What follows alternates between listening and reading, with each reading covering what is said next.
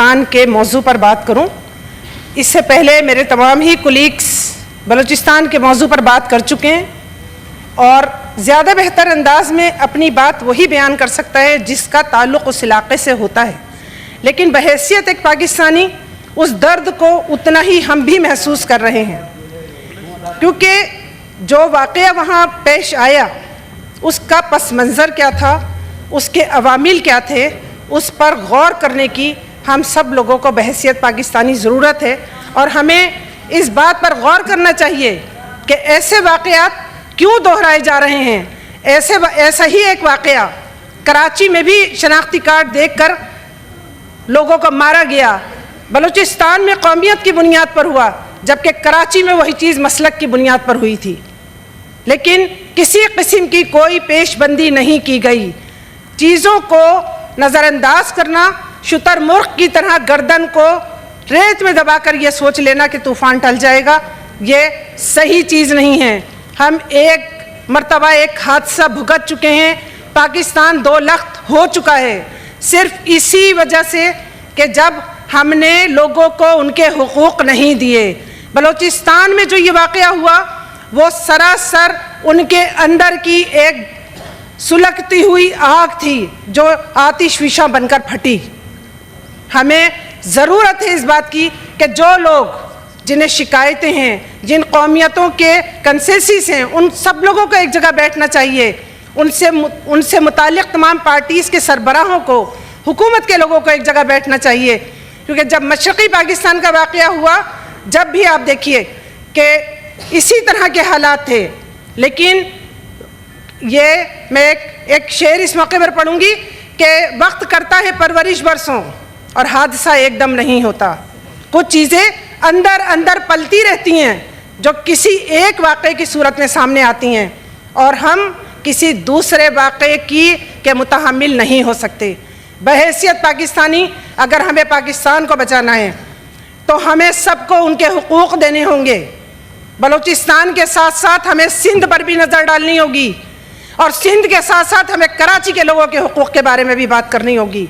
क्योंकि कराची के लोग जिस कस्म पुरसी के आलम में रह रहे हैं, ना पीने का साफ़ पानी है, ना सेवरेज का सिस्टम सही है, ना उनको ज़िंदगी की बुनियादी सहूलियात में असर हैं, टूटी हुई सड़कें हैं और सोने पर सुहागे का काम इस बारिशों ने किया। और सीएम साहब और मेयर कराची दौरे पर निकलते हैं और कहते हैं सब ट्रैफिक मामूल के मुताबिक चल रहा है और सब हालात सही हैं। जाके पूछिए वहाँ के लोगों से, देखिए किस तरह के लोग वहाँ पर लोग सरवाइव कर रहे हैं। अगर इसी तरह यही हक तलफियाँ होती रहीं तो सानेहात पर सानेहात जन्म लेते रहेंगे और पाकिस्तान किसी, मैं बार बार फिर आपसे कह रही हूँ कि हम किसी दूसरे सानेहे के मुतहम्मिल नहीं हो सकते। कराची के लोग हुकूमत की तरफ भी देख रहे हैं, लेकिन कराची के लोग अब खुद इख्तियारी की तरफ भी जा रहे हैं। देखिए, जब एहतजाज किया जाता है किसी भी वाक़े पर तो एहतजाज का अगला कदम बगावत होता है और बगावत का अगला कदम इनकलाब होता है। हमें बचना चाहिए किसी इनकलाब से, किसी ऐसी चीज़ से बचना चाहिए जो पाकिस्तान की जड़ों को खोखला कर दे। हमें पाकिस्तान की हिफाजत के लिए अपना किरदार अदा करना चाहिए। अभी मेरे भाई दनेश ने ये बात कही कि मैं सन ऑफ सॉइल हूँ। हमें तो किसी ने सन ऑफ सॉइल ही नहीं समझा। हम महाजिरों को तो किसी ने इस लायक ही नहीं समझा कि हमें ये कहा जाए कि ये सन ऑफ सॉइल हैं। हमें तो हर मुकाम पर, हर मौके पर नज़रअंदाज किया गया। 70% रेवेन्यू वफाक को देने वाला सूबा कराची, मैं सूबे की बात नहीं कर रही, 70% रेवेन्यू वफाक को देने वाला शहर कराची, जिसका और 95% सूबे को देने वाला शहर आज किस हालत में है, खंडर बना हुआ है।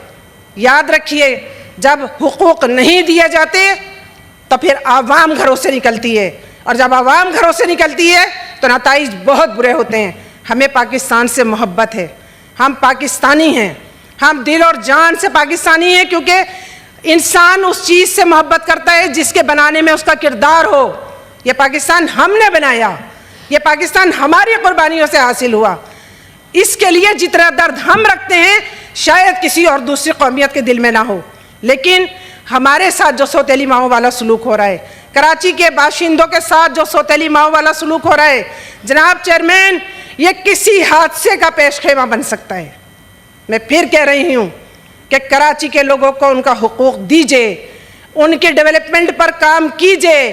जितना रेवेन्यू वो देते हैं, दिनेश ने अभी कहा कि हमें 50% बजट का डेवलपमेंट के लिए दिया जाए।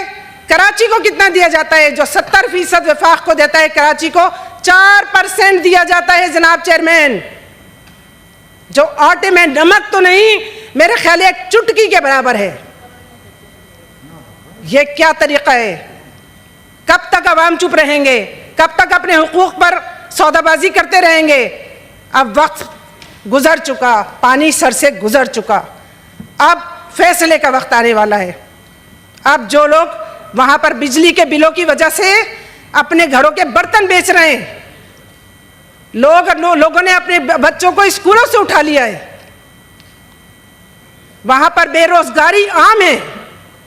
आप बताइए चेयरमैन, जनाब चेयरमैन, आप जिस जगह पर तशरीफ फरमा हैं, आपकी जिम्मेदारी बनती है कि आप हुकूमत से ये मुतालबा करें इस फोरम के थ्रू कि जिन लोगों के हुकूक पर कोई भी नाग बनकर कर बैठा हुआ है, जिनके हुकूक गसब किए जा रहे हैं, खुदारा उनके हुकूक दीजिए, खुदारा उनके साथ इंसाफ कीजिए, खुदारा उनके मामलात में संजीदगी इख्तियार कीजिए, वरना पानी अगर सर से गुजर गया तो खाकी में बदहन हम किसी दूसरे हादसे के लिए तैयार रहें। शुक्रिया जनाब।